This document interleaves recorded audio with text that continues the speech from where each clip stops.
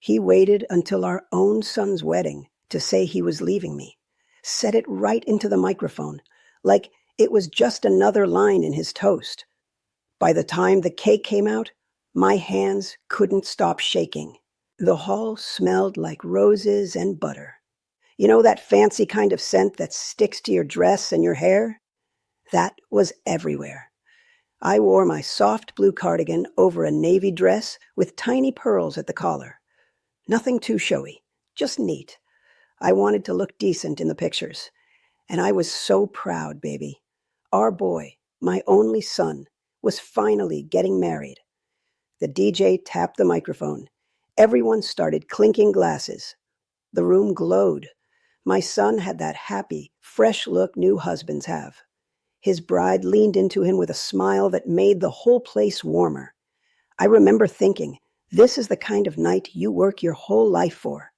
32 years of marriage, one home, one child, one dream come true. I thought we'd made it. Then my husband stood up with his glass raised high. He smiled, but it wasn't the smile I knew. It was tight around the mouth, tired, distant. He started talking about pride, about how far our son had come, how beautiful the new daughter was. People nodded, clapped a little. I sat there waiting for one of his silly old jokes. He always ended his speeches with something that made folks laugh. Not this time. He took a small breath, shifted his weight, and said, "Life is short. I need to be honest." I remember how cold that microphone stand looked in his hand. He said, "This is the end for us. I found someone new." The whole room went quiet. You ever been in a space so still you can hear forks breathing? That's how it felt. A fork fell, hit a plate, and the sound echoed all the way through me. I saw my son's face twist in confusion. The bride's mother gasped. Someone whispered, "Oh, my Lord." I sat frozen. Not a tear yet, just still. My hands gripping the edge of that white tablecloth so tight, my knuckles turned pale. I looked up at him. He didn't look sorry, just relieved. He set his glass down, gave a little nod like a man closing a meeting, said, "We'll handle the details later. Please understand." I turned my head away so the photographer wouldn't catch me. The napkin was shaking in my hand. I pressed it against my mouth, but all I could taste was sugar and shame. The air smelled too sweet, like icing and sweat. My son came running over. "Mama, you want to go?" His voice cracked halfway through the sentence. I touched his arm. "No, baby, this is your night. You dance with your wife. You hear me? Don't let him take that from you." He tried to argue, but I just squeezed his hand. The bride was standing behind him, crying so quietly her shoulders shook. I looked at her and said, "This is not on you, sweetheart." She nodded and wiped her eyes.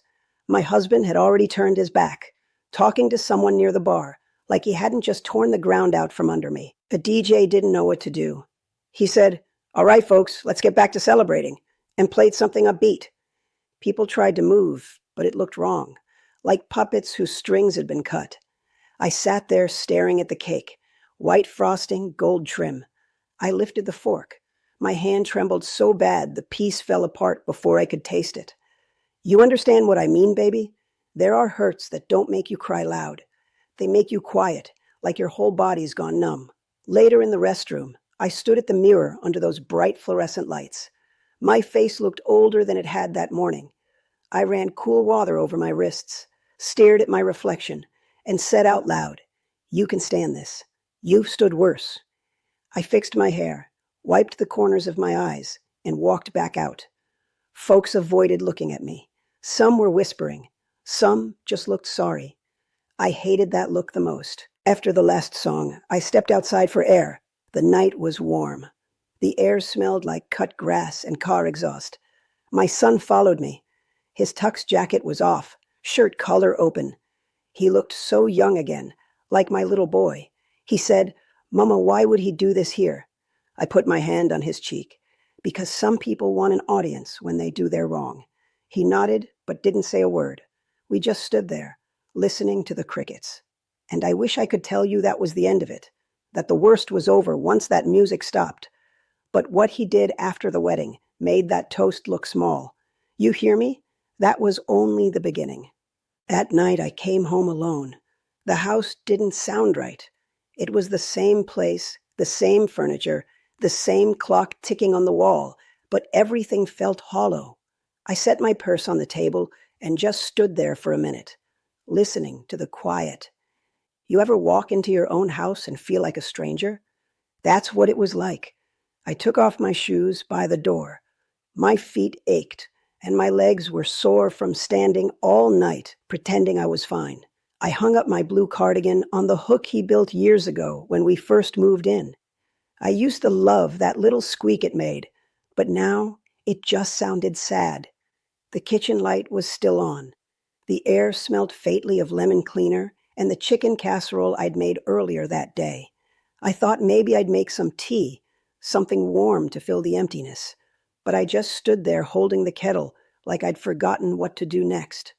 When I walked into the bedroom, my breath caught. Half his closet was empty, hangers swinging gently like they were mocking me, the drawers half open, his cologne gone, the watch box gone. Even his Bible from the nightstand was missing. That man packed up his life while I was smiling for photographs. I sat down on the edge of the bed and pressed my hand against his side of the mattress. It was cold, already losing his shape. And baby, that's when the tears finally came. They weren't loud. They just slipped out of me one by one, like the faucet that won't shut off completely. I whispered into the dark, "Lord, what am I supposed to do now?" No answer came, but sometimes just saying the words is all the strength you get. I went back to the kitchen, tried again to make that tea, poured water, lit the stove, but forgot to add the bag. The pot boiled dry before I even realized it. My hands were trembling. My mind just left my body. The phone buzzed. It was a text from him. 2 short lines.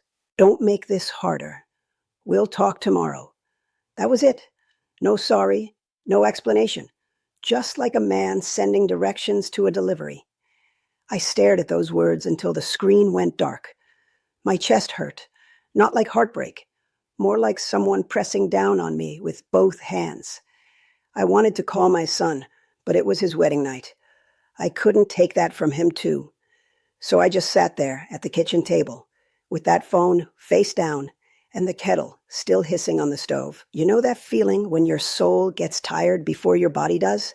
That was me. Around midnight, I turned off every light one by one. Living room, dining room, hallway. Each click of the switch sounded like a goodbye. When I reached the bedroom, I saw something on the dresser. A small white envelope, his handwriting. I opened it. It wasn't a note. It was a bank withdrawal slip. Half of our savings gone. My knees buckled, and I had to grab the dresser to keep from falling. The edges dug into my hands. My mouth went dry. That was when I understood something. He didn't just leave me at the wedding. He'd been planning it, and I wasn't done finding out how far he'd already gone. The phone rang early the next morning. I was sitting at the table in my robe, that same envelope beside my coffee cup. I hadn't slept. The sun was barely up, spilling through the blinds like it was trying too hard to brighten a place that didn't want light. It rang twice. Then again. I almost didn't answer, but I did. "Hello." He didn't say my name, just, "We need to talk." My throat felt dry. "Go ahead." He cleared his throat. "You saw I moved out." "I saw." He waited, like I was supposed to help him through the silence. "I'm staying with her," he finally said. I closed my eyes. My fingers traced the edge of that coffee mug, the little chip near the handle I'd meant to fix months ago. "How long has this been going on?" "A while," he said. "Don't make this harder." Those words again, like I was the one making life difficult, like being left in front of a crowd wasn't enough. I took a breath. "You could have told me in private. You didn't have to humiliate me in front of everyone."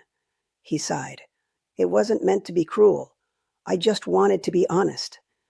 "Honest?" I repeated. "You waited until our son's wedding to be honest?" He stayed quiet for a long time. I could hear the TV faintly in the background, a woman laughing from whatever house he was in. That sound cut deep. "Look," he said finally, We're too different now. You know it. We've been done for years." I almost laughed, but it came out more like a cough. "Done for years? You slept in this house last week, ate my cooking 2 nights ago." He said nothing. "Does she know you still held my hand in church last Sunday?" He exhaled hard. "Don't do that, please." "Don't do what? Remember?" For a second, I thought he'd hang up, but he didn't. He just said, "I'll have a lawyer contact you. Let's keep it clean." That's when I knew the man on that phone wasn't my husband anymore, just a stranger wearing his voice. I hung up without saying goodbye. My hands were shaking. The coffee had gone cold. I sat there staring out the window at the mailbox. The flag was down. Nothing coming, nothing going. You know, when someone breaks your heart like that, your mind starts replaying old reels. I remembered the first day we moved into this house. He carried me through the doorway, like in those old movies. Said this would be our forever place. We didn't have much, just love and 2 good paychecks. I painted the walls myself. He fixed the porch steps every spring. We built a life one repair at a time. Now, all that was gone. I felt my chest tighten. I had to stand up just to breathe. I opened the window. The air was cool, smelled faintly of rain and cut grass. My neighbor, Miss Laverne, was watering her flowers. She looked up and waved. She must have seen something in my face because she walked right over. Didn't even ask first. Just came in through the kitchen door like she always did. "Girl, you look pale," she said, pulling out a chair. "You sick or just tired?" I laughed a little. "Ain't sure there's a difference this morning." She looked at the envelope, the phone still in my hand. She didn't need me to explain. Women like her, they can read pain like a headline. She reached over and patted my hand. "You don't let him steal your peace. You hear me? A man that selfish gonna carry his own punishment." I nodded, but the words didn't land yet. They were like seeds on dry ground. She stayed a while, made me eat something, left a slice of her pound cake on the counter and said, "When your strength runs out, let mine hold you up for a bit." Then she left quietly. After she was gone, I sat alone again. The kitchen clock ticked steady. The light moved slow across the floor, and I whispered to myself, "He thinks this is over, but he doesn't know who I become when I'm hurt." Because, baby, hurt will make you remember everything you once forgot. And the next thing I found out about that man, it cut even deeper. 2 days later, I drove down to the bank. I hadn't been there since we opened that joint account 20 years ago, back when we still trusted each other with every penny. The lady at the counter knew me by name. "Morning, Mrs. Collins," she said. "You here to make a deposit?" I shook my head. "Just checking something." She smiled, typed a few things, then her smile started fading. "Looks like some changes were made to the account." My stomach turned. "What kind of changes?" She lowered her voice. "Your name was removed last week." For a second, I thought she was joking. "Removed? By who?" She looked at me like she wished she didn't have to say it. "By your husband. He came in with paperwork." I just stood there, hand gripping the counter, trying to keep my knees steady. I said, "Can you print that for me?" She hesitated, then printed it and slid it across the glass. His signature was right there at the bottom, clear as day. I thanked her and walked out slowly, holding that paper like it was something fragile. Outside, the heat hit my face. I sat in the car and stared at that signature. I'd watched that same hand hold our baby boy, fix broken doors, sign birthday cards. Now it was signing me out of my own life. I laid my head on the steering wheel and whispered, "Lord, how low is he planning to go?" When I got home, the phone was blinking with a new message. It was from a number I didn't recognize. "This is Daniel's attorney. We'll be in touch regarding property division." That was it. Not even a name at the end. I sank into the chair, the one by the window that catches all the afternoon sun. I stared outside, watching the mailman walk past like nothing had changed in the world. Let me tell you something, baby. Heartbreak hurts, but betrayal mixed with paperwork, that's another level of pain. It's cold, it's quiet, it doesn't yell, it just eats. That night, I called my son. My voice cracked before I even said hello. He picked up on the first ring. Mama, you okay? I tried to sound steady. I'm fine, baby. Just tired. He paused. You sure? No, I said finally. No, I'm not.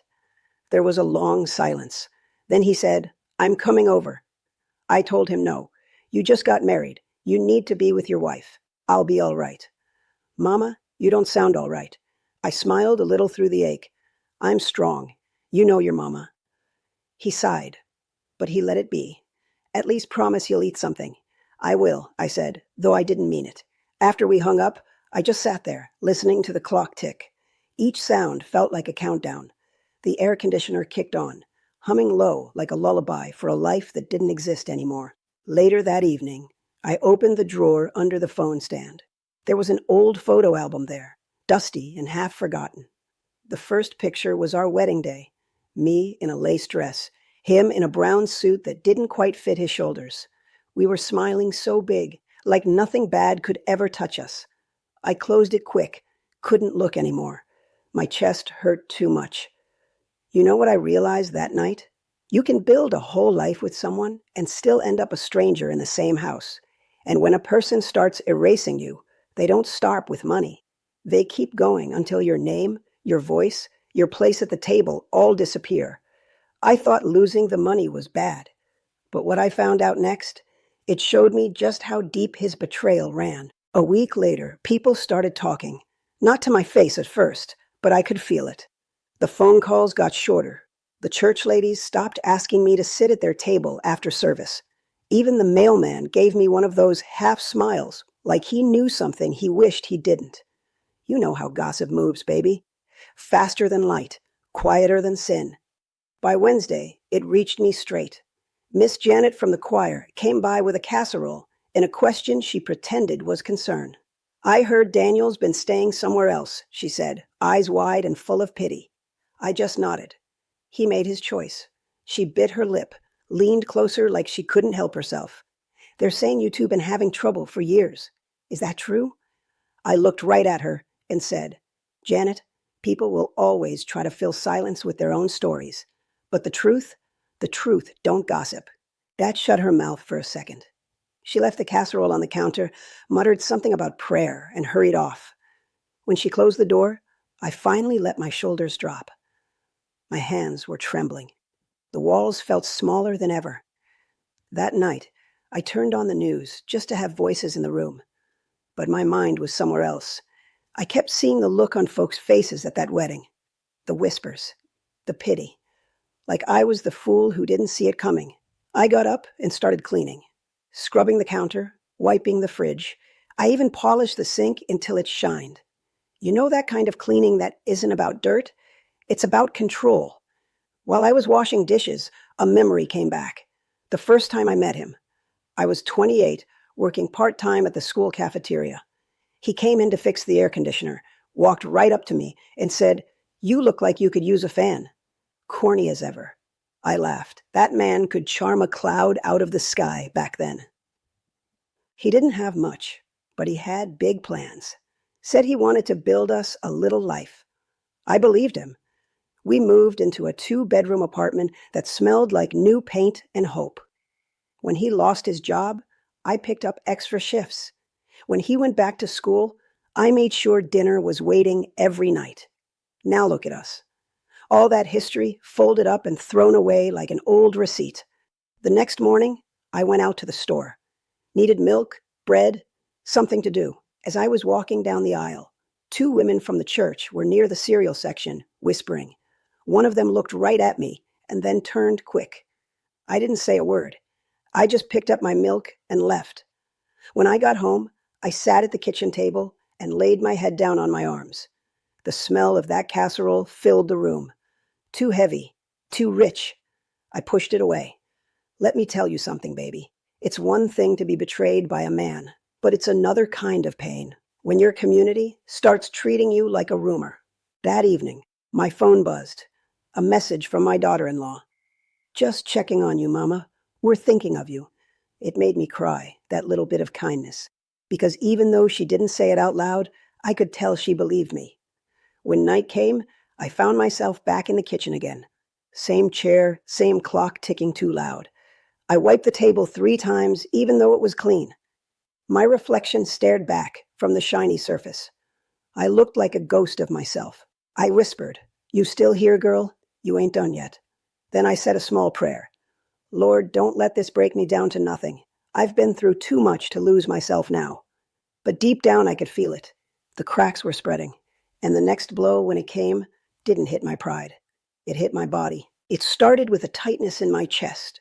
Just a little squeeze one morning while I was making coffee. I thought maybe it was just the caffeine or the stress, so I sat down for a while. But the next day, it came back, sharper this time, like somebody was pressing a fist right in the middle of me. By the 3rd day, I couldn't pretend anymore. I called my son. He answered before the first ring even finished. "Mama, what's wrong?" "I don't know," I said, trying to sound calm. "I think I might need to see a doctor." He was at my house in 15 minutes. Didn't even change out of his work clothes. His wife came too, still tying her hair back. They both looked scared.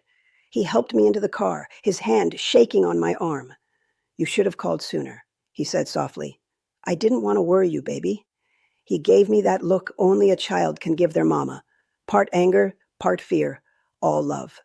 "I'd rather be worried than lose you." At the clinic, the nurse hooked me up to machines, little wires on my chest, that cold gel they use for the test. I lay there staring at the ceiling tiles, counting the dots so I wouldn't cry. The doctor said it wasn't a heart attack, just stress and exhaustion. But he looked right at my son and said, "She needs rest, real rest." On the way home, my son drove quiet. The radio was off. The only sound was the blinker and my breathing. When we pulled into the driveway, he turned to me. "Mama, promise me you'll take care of yourself, please." I nodded. "I'll try." "You don't try," he said. "You do." That made me smile a little. "You sound just like your daddy used to, before he forgot who he was." He looked down, his jaw tight. "Don't talk about him, Mama. Not today." When he and his wife left, the house felt small again. But this time, instead of loneliness, I felt something else. Gratitude. Because even though my heart was tired, I still had people who loved me for real. At night, I sat on the porch with a blanket around my shoulders, watching the sun dip low behind the trees. The light was soft, orange, forgiving. I whispered, "Lord, thank you for keeping me here. I don't know why I'm still standing, but I'm standing." Let me tell you something, baby. Sometimes peace don't come with joy. It comes with surrender. That quiet kind that says, "I'm still here, and that's enough for now." The next morning, I woke up to birds outside the window. The chest pain was gone, but the ache in my spirit stayed. I made oatmeal, sat at the table, and looked at the empty chair across from me. And right then, something inside me shifted. I realized I couldn't keep waiting for an apology that was never coming. So I made a decision. If that man could move on with his life, I was going to learn to live mine again too. But before I could start healing, life had one more twist waiting for me. A woman showed up at my door, and the face staring back at me, it was hers. It was a Thursday afternoon. Warm, quiet, the kind of day when nothing dramatic is supposed to happen. I was folding laundry in the living room, humming a little to keep my mind steady, when I heard a knock on the door. At first, I thought it was the mailman, but the knock came again, softer this time. I wiped my hands on my apron and went to answer. And there she was, the woman from the wedding whispers, the woman my husband left me for. She looked younger than me, maybe by 10, 12 years. Nice clothes, hair done, makeup neat. But her eyes gave her away. You can't hide guilt. It sits behind your pupils like fog. "Mrs. Collins," she said, voice low, careful. I didn't answer. I just looked at her, waiting for whatever she thought she needed to say. "I didn't come here to cause trouble," she went on. "I just thought maybe we could talk." Talk. That word made something twist in my chest. She wanted to talk. After standing beside my husband while he tore my world apart, still, I opened the screen door. "Come on in." She looked surprised. "You sure?" I said, "Come in." She stepped inside like someone walking into church for the first time, sat on the edge of the couch, purse in her lap, back straight, polite. I sat across from her and waited. She took a deep breath. I know this isn't fair to you. I shouldn't have. I didn't plan to fall in love with him. I tilted my head. You call that love? Her eyes dropped. I thought it was. I leaned back in my chair. Then you should know love don't start with someone else's pain. She swallowed hard. He told me things were over between you two, that you were just staying together out of habit. Is that what he said? I asked quietly. She nodded. Then you need to know something. That man has been lying so long, he probably don't even know what truth tastes like anymore. She looked down at her hands. I'm starting to see that. I could tell she was nervous. Her fingers fidgeted with her ring. It wasn't a wedding band, but it might as well have been. She said, I didn't know he could be so cruel. I smiled, but there was no joy in it. Cruel men are good actors, baby. They always need someone watching their show. Tears filled her eyes then. I didn't expect that. She looked up at me, voice trembling. I'm sorry. I really am. And for the first time in months, I felt something shift inside me. Not forgiveness yet, but a strange kind of calm. You don't owe me words, I said softly. You owe yourself wisdom. I hope you get it before he does you like he did me. She nodded, wiping her tears. He's already started. I leaned forward. How so? He's been disappearing at night. Says he's working. He won't let me see his phone. And last week, I caught him messaging someone else. I sighed. The same man who leaves one woman for another will never learn to stay put. You can't build peace on borrowed ground. She looked at me like she was seeing something she'd never understood before. Then she stood. I just wanted you to hear from me, that I'm done. He's all yours if you want him back. I laughed under my breath. Honey, that door is closed, locked and boarded up. You keep him. For the first time since she came in, we both smiled. Not happy, but honest. She thanked me for listening and started to leave. At the door, she turned back. You're stronger than I thought. I said, I had to be. He took everything that was easy. When she walked away, I stood at that window and watched her go down the street. Her shoulders were slumped, her head down. I didn't feel victory. I just felt tired. You know what I realized right then, baby? Sometimes karma don't come loud. It walks up to your doorstep wearing nice clothes and trembling hands. That night I sat on the porch, the breeze soft against my skin, and I whispered, Lord, you handle him. I'm done carrying his weight. And not long after that, I found out that prayer got answered faster than I expected. About a month later, words started going around. At first, I tried not to listen. You tell yourself you're past it, that you don't care what happens to someone who hurt you, but curiosity has a way of sneaking through cracks you thought were sealed. It was Miss Laverne again who told me. She came over one morning with her usual gossip, mixed in with her kindness. She set her grocery bag down and said, You didn't hear it from me, but that man of yours is having trouble. I didn't flinch. What kind of trouble? She leaned in like she was sharing state secrets. Money. His new lady cleaned out his account, then packed up and left him. Folks say he's been asking around for work. Got evicted from that fancy townhouse already. I stirred my tea real slow. Well, well, don't you smile at that, she said, but she was smiling too. Sometimes the Lord don't need our help to settle the score.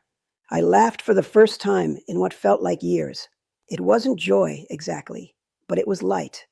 That laugh reminded me I still had some life left. After she left, I sat in that same kitchen chair, looking out the window.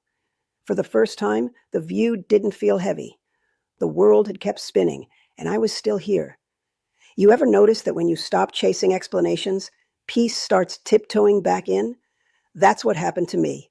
I started small, cleaned out the closet, boxed up his leftover shirts, and dropped them at the donation center. Picked up an application at the community kitchen. I didn't need money, but I needed purpose. The first day I volunteered there, they handed me an apron and told me to scoop mashed potatoes. I laughed because that's the same thing I'd been doing for years at home, but this time, Folks were grateful. There was this little girl who came through the line with her mama. She smiled up at me and said, "You remind me of my grandma." That melted something in me. After they sat down, she waved at me from across the room, mouth full of cornbread. I swear, that one wave healed more than a year of silence ever could. Days started blending softer. Mornings with warm light through the curtains, afternoons with gospel music playing low, nights where I'd make a little tea and read a verse or two from my old Bible. Then one evening, my son came by. He stood at the doorway, holding a small bag. "Brought you dinner, Mama," he said. "Figured you might not feel like cooking." I smiled. "Baby, I always feel like cooking. You just never eat enough." He laughed and came in. We sat together at the table, sharing fried chicken and stories. He told me about work, about his wife, about how he still felt angry at his daddy. I told him, "Let it go, son. Anger don't feed you. It just keeps you full of fire till you burn yourself." He nodded, chewing slow. "You forgave him already?" I looked at the empty chair across the table and said, "I forgave him enough to stop dreaming about revenge. That's enough for now." He reached across and squeezed my hand. "I love you, Mama." I smiled back. "I know, Beatty. That's what saved me." And for the first time since that night at the wedding, I went to bed without replaying it in my head. But life, being what it is, wasn't done showing me lessons. Because just when I finally found peace, that man showed up at my door again. And this time, he wasn't smiling. It was a Sunday afternoon.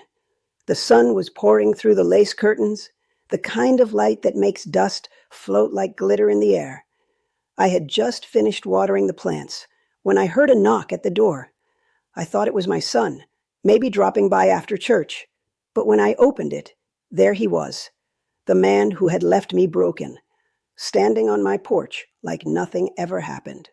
He looked older, not just in his face, but in his spirit.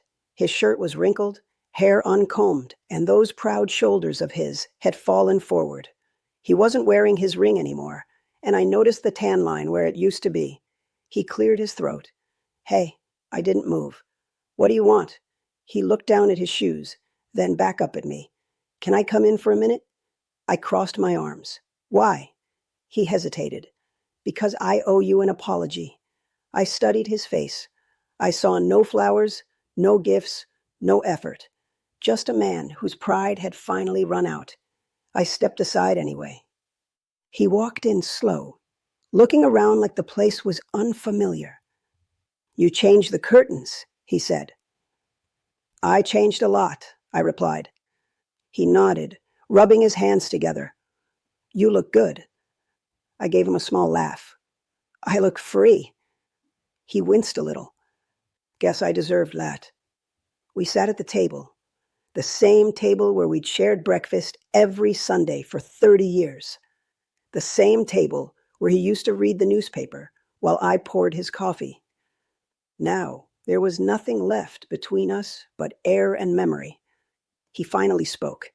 "She left me." I didn't blink. "I know." His eyebrows lifted. "You know?" "News travels," I said. "And I didn't have to celebrate it. God already handled it." He sighed, rubbed his forehead. "I messed up, Lorraine." "You think?" I said, raising an eyebrow. He smiled weakly. "You always had that sharp tongue." "Sharp keeps me alive," I told him. "Soft got me hurt." He leaned forward. "I don't expect you to forgive me. I just wanted to say I'm sorry for everything, for the way I did it, for embarrassing you, for all of it." I looked at him for a long time. The same man who once promised me forever. The same man who left me in front of our family. The same man who made me feel like a stranger in my own life. And you know what, baby? I didn't feel anger anymore. Just pity. I said, "You're not sorry for me. You're sorry because it finally caught up to you." He dropped his gaze. "You're right." We sat in silence for a while. The clock ticked. Somewhere outside, a dog barked. Finally, I said, "I forgive you." He looked up surprised. "Just like that?" "No," I said softly. "Not just like that. It took months of crying, praying, breaking down, and building back up. But forgiveness isn't for you. It's for me. You can't live rent-free in my soul forever." He nodded slowly. His eyes were wet. "You always were the better one." I shook my head. "No, I just refuse to stay bitter. That's all." He stood to leave. "You want me to keep in touch?" I smiled, small and calm. "No, Daniel, you go on now. You've taken enough of my time." He swallowed hard and said, "Take care of yourself." I'd opened the door and looked right at him. "I already am." He walked down the steps, shoulders slumped, and for the first time in a long time, I felt nothing heavy, just peace. I closed the door behind him, leaned against it, and whispered, "Thank you, Lord. You let me see the day I could look at him without hate. Let me tell you something, baby. Forgiveness don't mean weakness. It means freedom." And from that day forward, I decided the rest of my life was going to belong to me. After that day, the house finally felt like mine again. Not ours, mine. I started every morning the same way. Open the curtains, let the sunlight spill in, and said out loud, "Thank you for another chance." It wasn't fancy, but it was real. And real was all I had left to give. I joined a group at church called Silver Sisters. Just a handful of women my age who'd been through things. Divorces, loss, raising grandbabies alone. We met every Thursday in the fellowship hall, drinking sweet tea and talking about how to keep our faith when life keeps testing it. That first week, I didn't say much, just listened. But when it was my turn, I told them the short version.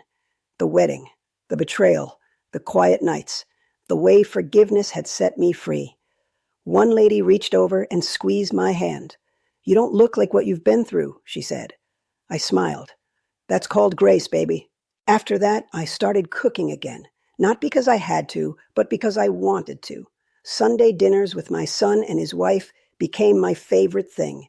I'd make cornbread, greens, baked chicken, the whole spread. They'd eat, laugh, leave leftovers I pretended to fuss about. The house would smell like family again. I planted flowers out front, yellow marigolds. They came up brighter than I expected. Every time I watered them, I thought, maybe joy can grow back after all. Sometimes, when the evening light gets soft, I sit on the porch with a blanket around my shoulders and just listen to the world. Kids playing somewhere down the block, a train horn far off, wind brushing the leaves. You know what peace sounds like? It's quiet, but not empty. It's the sound of breathing without fear. One night, my son asked if I ever thought about dating again. I laughed so hard I nearly dropped my tea.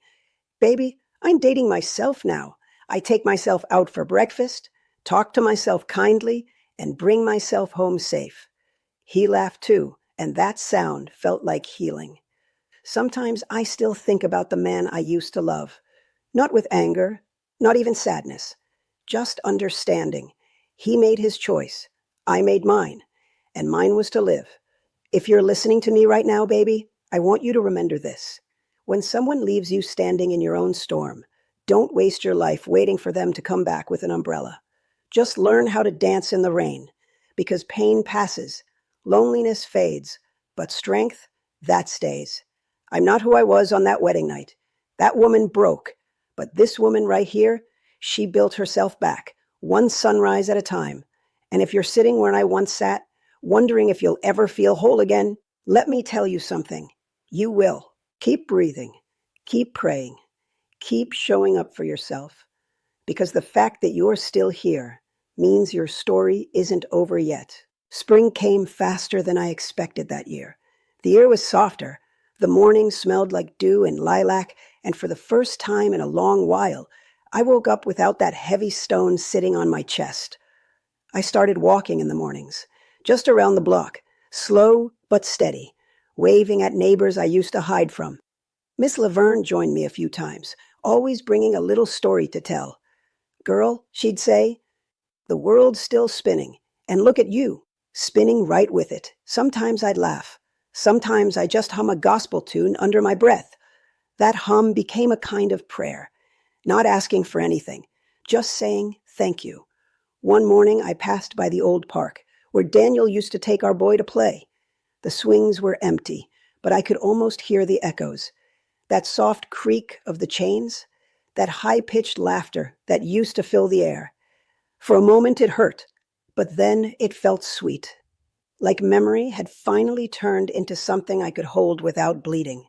You ever notice how pain loses its teeth once you stop feeding it? That's what happened to me.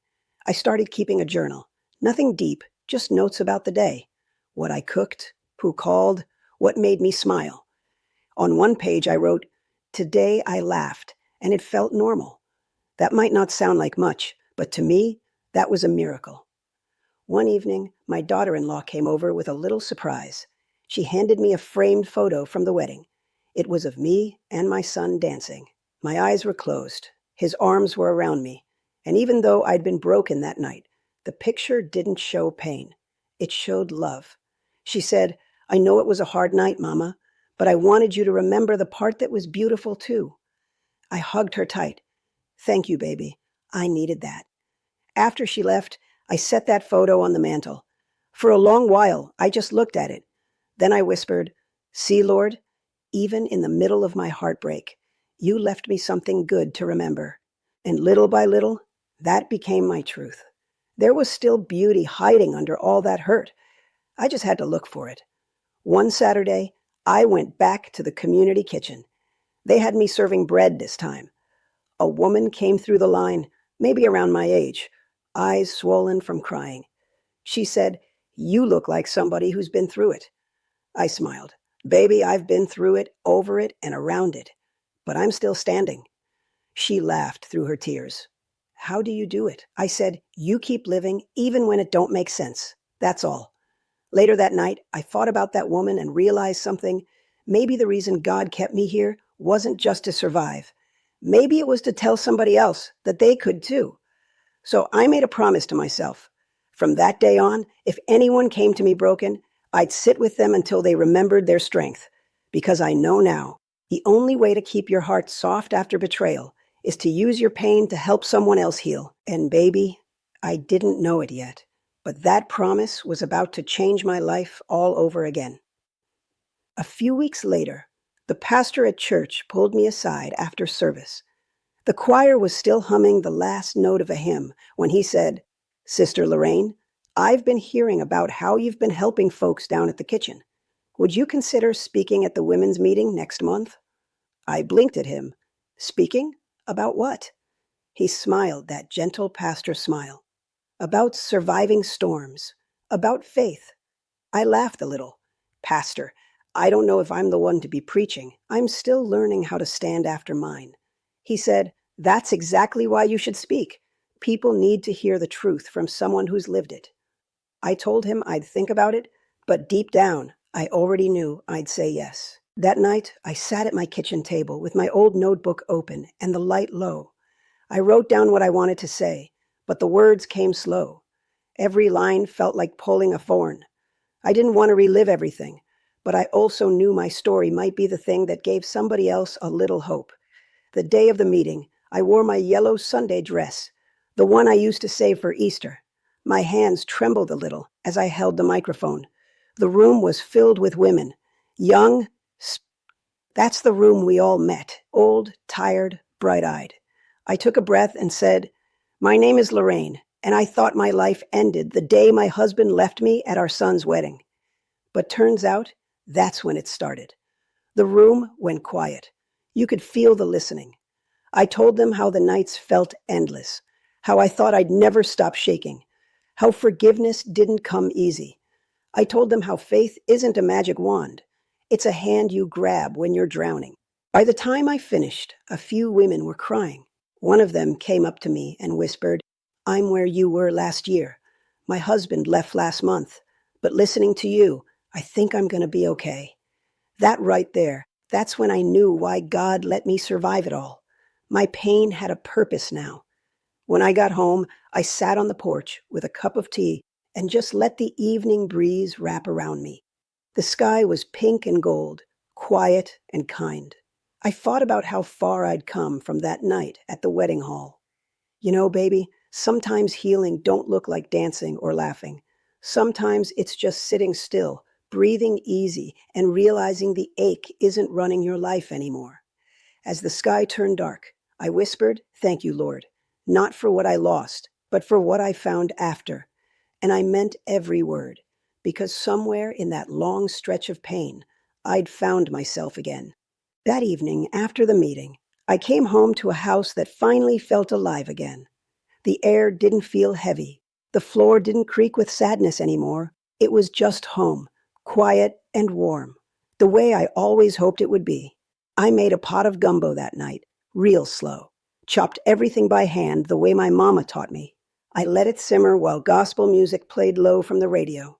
You ever notice how food tastes better when your spirit is calm? That's how it was. I sat at the kitchen table with my bowl, looked around, and smiled. This was peace, not the loud movie kind, the quiet kind that creeps in when you finally stop begging life to be fair. Later, the phone rang.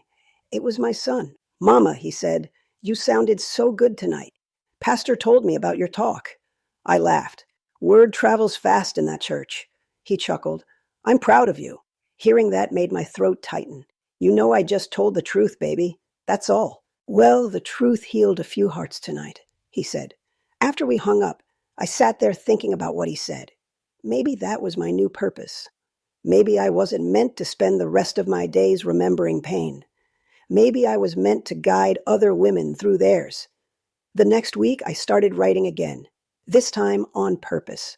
Stories, little prayers, recipes, things I'd learned about keeping your soul soft when the world turns hard. One morning, Miss Laverne came by with coffee and saw my notebook. "You writing a book now?" she teased. I smiled. Maybe just a map for lost hearts. She laughed and said, "Baby, if anybody knows the way back, it's you." That made me tear up. Not because of sadness, but because for the first time in a long while, I felt proud of the woman staring back at me in the mirror. I wasn't the broken wife anymore. I was the survivor, the teacher, the testimony. And you know something funny? Around that time, Daniel started calling again. I didn't answer the first few times, but one day I picked up. His voice was small. "Lorraine, I just wanted to see how you're doing." I said, "I'm good, Daniel, real good." He went quiet for a second, then said, "I'm glad." I could tell by his tone that life had humbled him.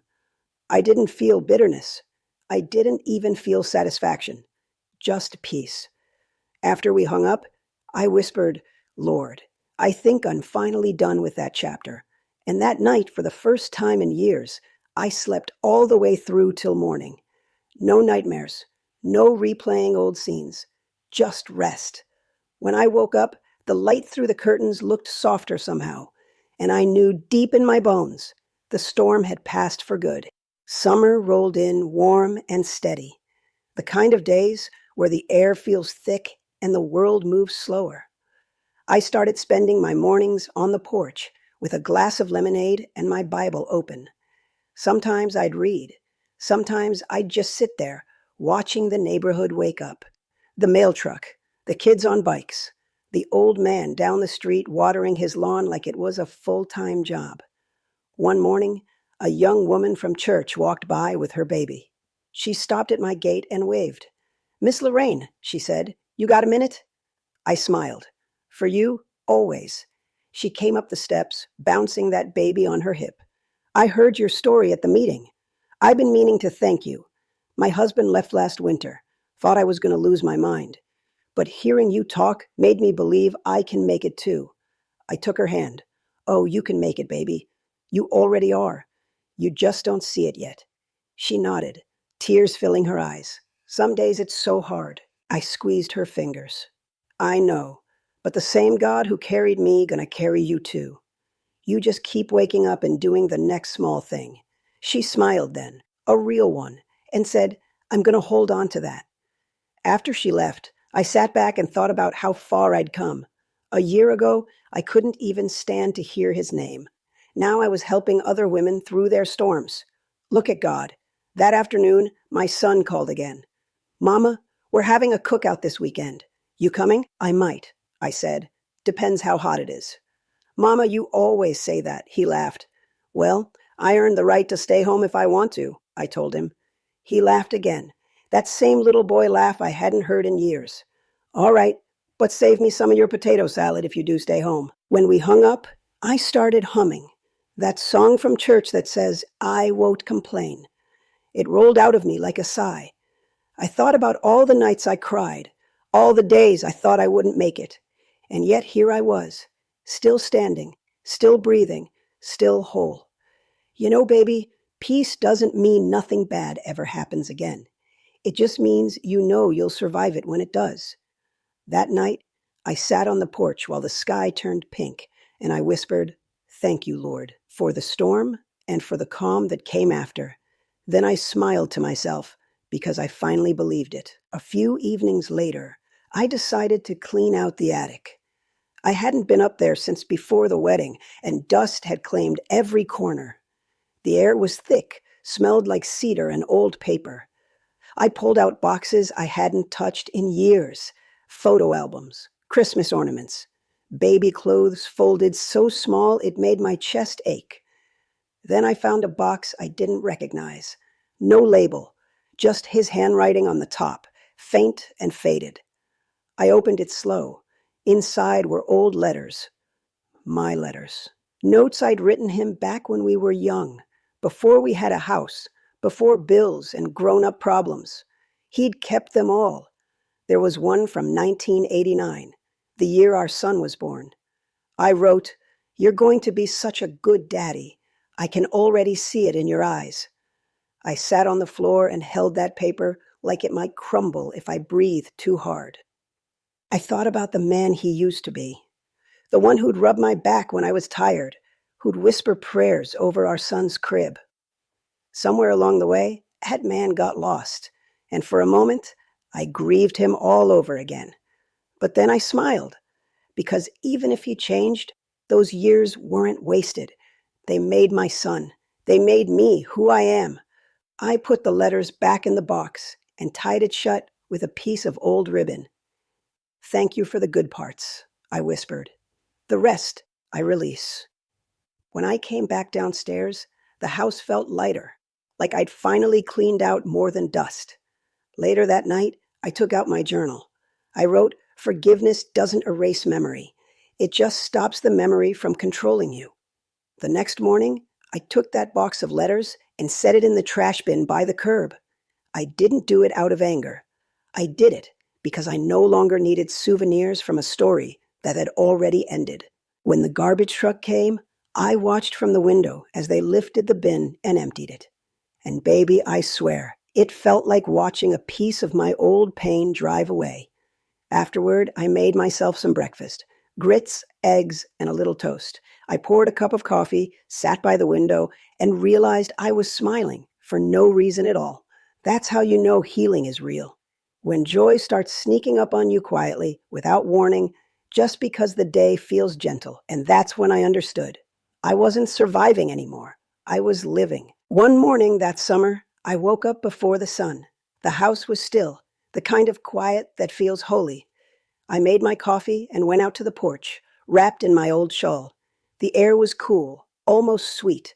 As I sat there, I thought about everything that had happened. The wedding, the loneliness, the anger, the healing. It felt like watching a movie of someone else's life. I whispered to myself, "You made it, girl. You really did." Right then, my phone buzzed. It was a message from Daniel, just one line. "I saw your talk from church on Facebook. I'm proud of you." I stared at it for a moment. The old me might have cried. The new me just smiled. I typed back, "Thank you. I hope you're finding peace too." Then I put the phone face down and kept sipping my coffee. See, baby, peace don't mean you forget. It just means the memory doesn't bite anymore. Later that morning, I went to the community kitchen. The director, Miss Carla, pulled me aside. "Lorraine, the folks here love you," she said. "We're starting a support group next month for women starting over. Would you lead it?" I blinked at her. "Me? Lead it?" She laughed. "Ain't nobody better for it." I said yes before I even thought about it. And that's how it began. Every Tuesday evening, a small group of women gathered in that little church basement. We sat in a circle with styrofoam cups of coffee, telling our stories. Some were crying, some were laughing, but all of us were healing together. There was one woman, Gloria, who came in the first night, wearing sunglasses, even though it was indoors. She didn't talk, just sat there twisting her ring. After 3 weeks, she finally said, "My husband walked out after 30 years. I thought my life was over." I told her, "Baby, life didn't end. It just changed its address. You still here, ain't you?" She smiled through her tears. "I guess I am." Every week, we grew closer. And one night, after everyone left, I sat there alone in that room and realized something beautiful. My pain had turned into purpose. All that hurt I once thought would bury me had become the very thing helping others stand. When I drove home that night, the radio was playing an old gospel song. I rolled down the window, let the air rush in, and sang along. My voice cracked, but I didn't care. It was joy, real joy. When I got home, I wrote one more thing in my journal. I don't need him to be sorry anymore. I'm finally whole on my own. And baby, that truth right there felt better than any apology ever could. By autumn, my world felt brand new. The leaves outside turned gold and red, and every morning I'd walk down the street just to hear them crunch under my shoes. The wind had that cool, sweet smell of change. I'd gotten into a rhythm. Mondays were for the community kitchen, Tuesdays for the women's group, Wednesdays for rest. Thursdays, I'd visit my son and his wife for dinner. They'd always pack me leftovers, no matter how much I argued. One Thursday night, while I was there, my son handed me a small envelope. "Mama," he said, "I want you to have this." I opened it. Inside was a card that read, "To the strongest woman I know." Underneath, a plane ticket. "Baby, what is this?" I asked. He grinned. "A vacation. You've been taking care of everybody else for too long. It's time you take care of you." I laughed, shaking my head. "I don't need no vacation. I got my porch." He smiled. "Mama, it's just a weekend trip to Savannah. You love the water." He was right. I hadn't seen the ocean since before the wedding. I missed the sound of it. The calm, endless kind that reminds you you're small, but safe. So I went. That weekend, I walked barefoot along the beach, let the waves kiss my ankles, and felt the salt air cling to my skin. It felt like cleansing, like God Himself washing away what was left of the hurt. I picked up a seashell and held it to my ear. The sound inside was soft, steady, almost like a heartbeat. I smiled and said out loud, "I'm still here." Back at the hotel that night, I sat on the balcony watching the sky turn orange and pink. Couples walked hand in hand below me. Families laughed. Kids ran along the sand. And instead of feeling lonely, I felt grateful. Because being alone isn't the same as being empty. Sometimes it's the space where healing finally takes a breath. When I came home, Miss Laverne saw me getting out of the cab and shouted from her porch, "Well, look who's been catching sunsets instead of tears." I laughed. I needed a little ocean to rinse my soul. She smiled. "And did it work?" I nodded. "Better than any doctor." That night I sat on my porch with a cup of tea and thought about everything that had changed. My life wasn't perfect, but it was peaceful. And peace, baby, that's priceless. The next week at the women's group, I told the ladies about my trip. I said, "Don't wait for your pain to pass before you start living. Sometimes joy is what makes the pain fade." They clapped. Some cried, and I just smiled, because I finally believed my own words. And little did I know, my story was about to reach farther than I ever dreamed. A few days later, Pastor called again. He said, "Sister Lorraine, someone recorded your last women's meeting. It's been shared online. Folks all over are watching it." I laughed. "Pastor, who wants to hear me talking about old heartbreak?" He chuckled. "Apparently a lot of people. There's comments from women saying your words gave them hope." That night, my phone wouldn't stop buzzing. Messages from people I'd never met. One woman wrote, "I listened to your story while sitting in my car outside my ex's house. You saved me from knocking on that door." Another said, "You don't know me, but your story helped me forgive someone I thought I'd hate forever." I sat there reading, tears streaming down my face. All I could whisper was, "Thank you, Lord. You turned my pain into somebody else's healing." I didn't plan for any of it. I didn't chase it. I just told the truth. And somehow, the truth started traveling farther than I ever could. The church invited me to speak again, this time on Sunday morning. I almost said no, but Pastor smiled and said, "Just be yourself. That's all you ever needed to be." So I stood up there, same yellow dress, same soft voice, and said, "I used to think my story ended with betrayal, but it turns out God was just changing the chapter. You see, the man who broke me gave me a message that's saving other women. So I don't hate him anymore.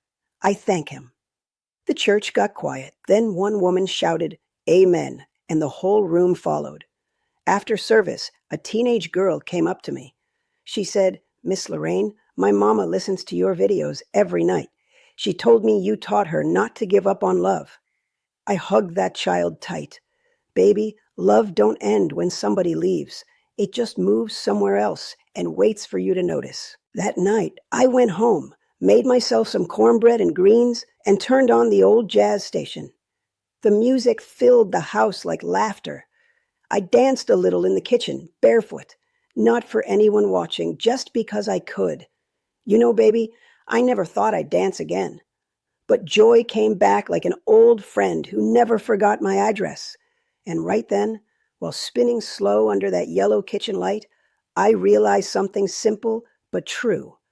I didn't just survive.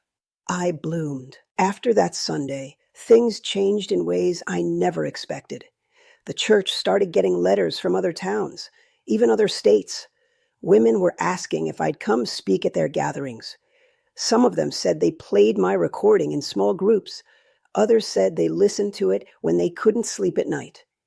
I didn't know what to make of it at first. I'm just one old woman with a story and a voice that shakes sometimes.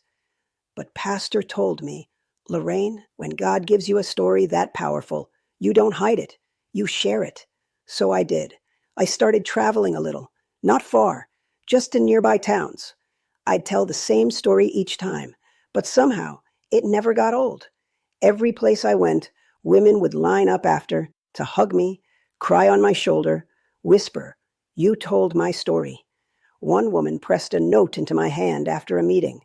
It said, "I was ready to give up until I heard you say, 'Pain doesn't get to have the last word.' Thank you for reminding me that I'm still here." That note lives in my Bible now.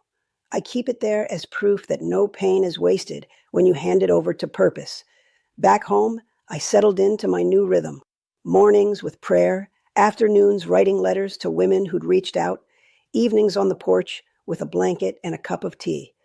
Miss Laverne teased me, said, "Look at you, Miss Famous." I laughed. "Ain't nothing famous about telling the truth." She grinned. "That's exactly what makes it special." One night, I sat at my kitchen table, pen in hand, writing a thank you note to Pastor. The light was soft, the air smelled like rain, and everything felt quiet but alive. I looked around my little home and thought, this is peace. The same walls that once held my sorrow were now holding laughter again. The same table where I once cried now hosted friends and stories. Sometimes I still catch myself thinking about that wedding night, about how it all began. But instead of pain, I feel gratitude, because if he hadn't left, I might never have found the version of myself that I am now. You see, baby, sometimes losing what you thought you needed is the only way to meet who you were meant to be. And that woman, the one sitting here telling you all this, she's not broken anymore. She's just free. It's been 2 full years now since that night at the wedding. Sometimes it still surprises me how far away that version of my life feels. The pain that once lived in my chest has turned into something gentler, like an old scar that reminds you but doesn't ache anymore. I still go to the kitchen every week, still lead my little group on Tuesdays. The faces come and go, but the stories stay the same. Different names, same heartbreak, same slow rebuilding. Each time a new woman walks through that door with her shoulders slumped and eyes full of shame, I see my old self. And every time she leaves a little lighter, I thank God all over again for letting me survive my own storm so I could help someone else through theirs. My son and his wife just had a baby girl. They named her Hope, When I hold her, her little fingers curl around mine like she already knows what that name means. She smiles up at me, toothless and pure, and I whisper, "You came from a line of strong women, Bailey. Don't you ever forget it." The other day, I was sitting on the porch while the sun was going down, holding that baby in my arms. The sky was pink and gold. The air smelled like rain, and I realized something so simple but so true. I'm not waiting for life to be perfect anymore. I'm just grateful it's real. You know, baby, I used to think love ended when a man walked away, but love didn't leave. It just came back home to me. So now when people ask how I'm doing, I smile and say, better than ever. And I mean it, because peace ain't loud, but when it settles in your bones, you know it's yours. If you're sitting there listening to me right now, wondering if your heart will ever stop hurting, hear me good. It will. Maybe not tomorrow, maybe not next week, but one day you'll wake up and the light will look different. The air will taste new. You'll find yourself laughing at something small and realizing the ache has softened. And that's when you'll know you made it through. Don't rush your healing, baby. Just breathe, pray, and keep walking. Because life still has sweet things waiting for you. I'm living proof of that. Now tell me, if you were sitting here on this porch with me, cup of tea in your hand and a little bit of peace in your heart, wouldn't you say it was worth surviving for?